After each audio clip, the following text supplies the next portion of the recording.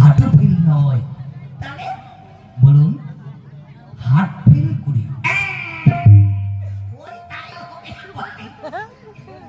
আমার মা হঠাৎ করে মরে গেল, তারপরে তারপরে আমার বাবা, আমি মায়ের জন্য কান্না করতেছিলাম। কান্না করছিলেন মায়ের জন্য? কেমন করে?